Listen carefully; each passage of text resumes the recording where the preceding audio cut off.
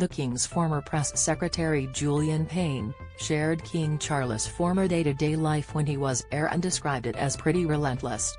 According to Mr Payne, the King doesn't eat lunch and often eats the same meals every day.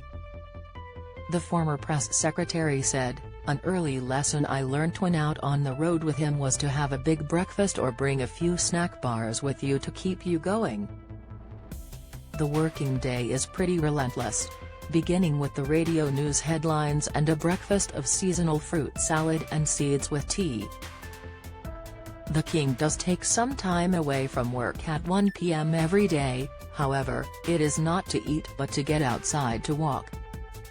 King Charles had a pretty relentless schedule according to Julian Payne, Image, Getty Images/PA Images. The former Prince of Wales always misses lunch and his first proper break is at 5 p.m, Image, Getty Images. Mr Payne added, "The King dislikes being inside for too long and always has the windows wide open."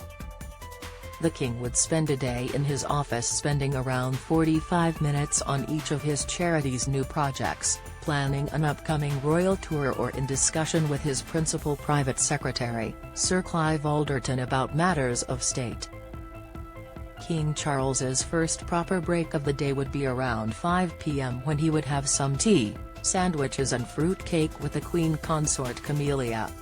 He would then spend his evening at his desk doing paperwork, and would often be working well past midnight.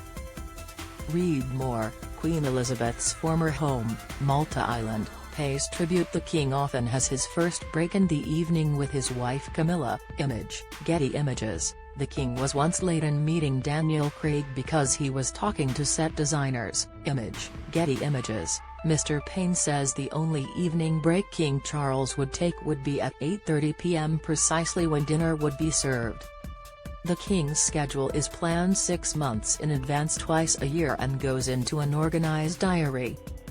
When he's not home, the schedule is a mixture of invitations for his 400 charities which he is a patron of, military events, and royal duties which include work such as opening Parliament and Remembrance Sunday.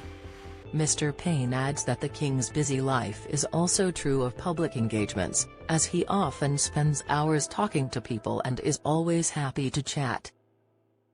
A famous example of this was at a James Bond premiere years ago, in which King Charles accidentally kept actor Daniel Craig waiting because he spent a good deal of time speaking with set designers and security guards.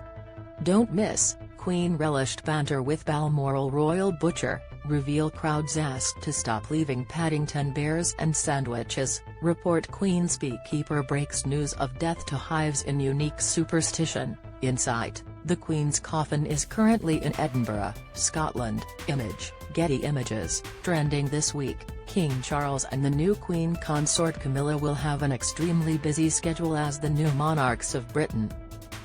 They will go on a tour across the 4 countries of the UK to speak with leaders and take part in memorials for the late Queen Elizabeth. On Monday, King Charles will be in Edinburgh, Scotland to accompany the Queen's coffin, which will be placed in St Giles Cathedral for public viewing. He will also meet with the First Minister of Scotland, Nicola Sturgeon, and attend Scotland's Parliament. On Tuesday, the royal couple will travel to Belfast in Northern Ireland, and on Friday, they will travel to Wales. The Queen's funeral will be held next Monday, September 19, where she will be buried next to Prince Philip at St. George's Chapel.